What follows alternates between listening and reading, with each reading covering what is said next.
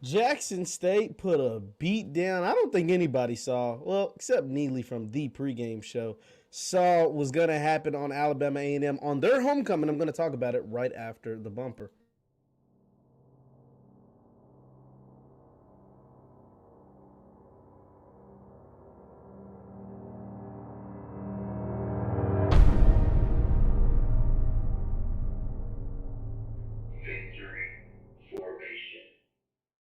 What's good people? Jeff Lightsy Jr. here with the Black Boss Channel and Victory Formation. Be sure to hit the thumbs up button, like, share, subscribe, and the notification bell because we upload every single day. Now, the Jackson State Tigers are 4-1, and boy, do they look as good as ever after their throttling, just straight destroying of of the Alabama A&M Bulldogs, 61-15. Let's just read off some of the stats. Shedeur Sanders, 17-24, 249 yards through the air with 4 touchdowns. Santee Marshall had 12 carries, 123 yards. That's 10 yards a carry, 2 touchdowns on the ground. Shedeur also averaged 9 yards a carry, 54 yards on 6 carries. And the Tigers scored 4 rushing touchdowns to go with Shedeur's 4 passing touchdowns. Oh, and by the way, the defense only had 10 sacks, led by Aubrey Miller, who had 2, not to mention James Houston's strip sack that went for another touchdown. So Jackson State scored 9 touchdowns on the day to go with 10 sacks and a defensive touchdown while only holding Alabama A&M to 15 points. Their all-world quarterback, Aqeel Glass, who had some turnover issues against Grambling. He didn't have any interceptions. He had 4 picks last week against Grambling. He only didn't have any interceptions. He just got sacked 8 times. He got sacked 8 times. His backup got sacked 2 more times. His numbers, if you really look at them, 26 of 40, 293 through the air, 2 touchdowns. It's not bad. The only problem is they were losing the whole time. So a lot of those stats are a little padded because when you're losing, 33-7 at halftime, or you lose 61-15 at the end of the game, those passing numbers can be a little inflated.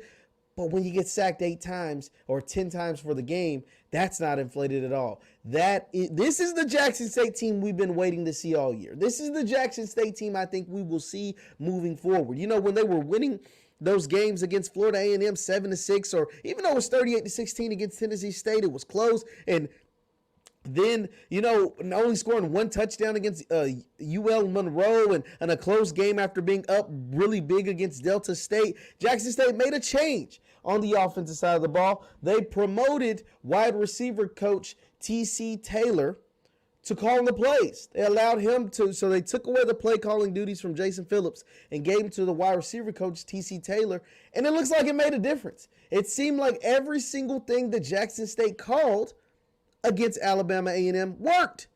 It worked, and Jackson State is now on their revenge tour through the SWAC. Remember, Alabama A&M got the best of them last year during the spring season. Next is Alabama State for their homecoming. They got the best of them during the spring season. So Jackson State is on a bit of a revenge tour, and then later in the season, they'll have Southern, who also beat them during the spring season, and Alcorn, who didn't play in the spring but was one of the favorites coming into this season in the SWAC. So it's going to be interesting to watch Jackson State moving forward. Can this offense, because here's the thing, we've known from week 1 this defense was elite.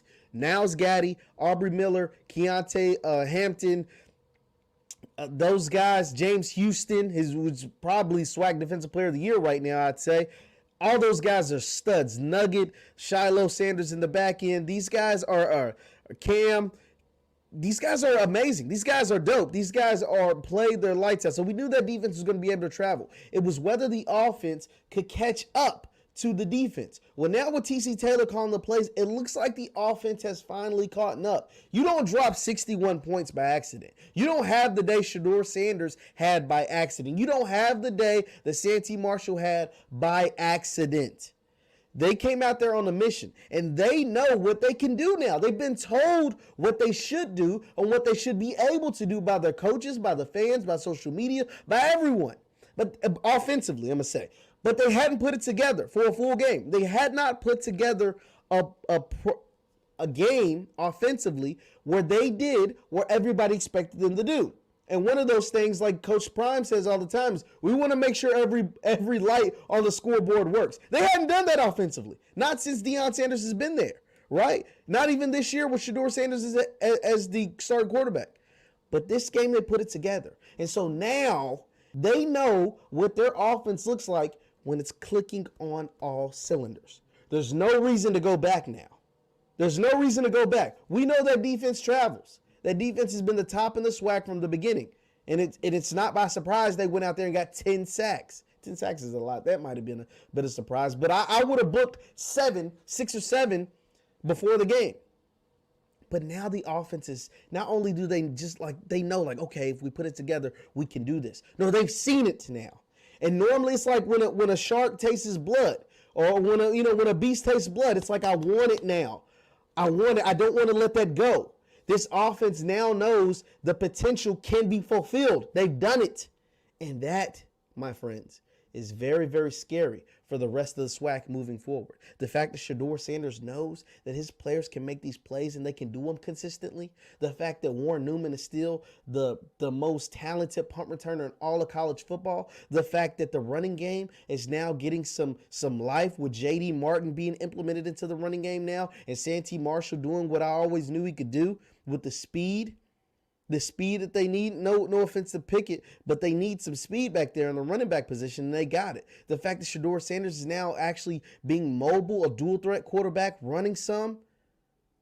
This is the offense we always wanted to see. Because like I said, that defense is going to be lights out no matter who you put in front of them. With that pass rush, they have the best pass rush in the SWAC. It's bar none. They have the best linebacking core in the SWAC. Keontae Miller, reigning Defensive Player of the Year from the SWAC. Keontae Hampton, Aubrey Miller, division, Missouri transfer, probably Defensive Player of the Year as of right now in the SWAC. Him or James Houston down on the defensive line, the converted linebacker, with Niles Gaddy, who was just a quarterback nightmare. Nugget Warren and Shiloh Sanders in the back end, with Cam Glizzy back there as well. This team is special.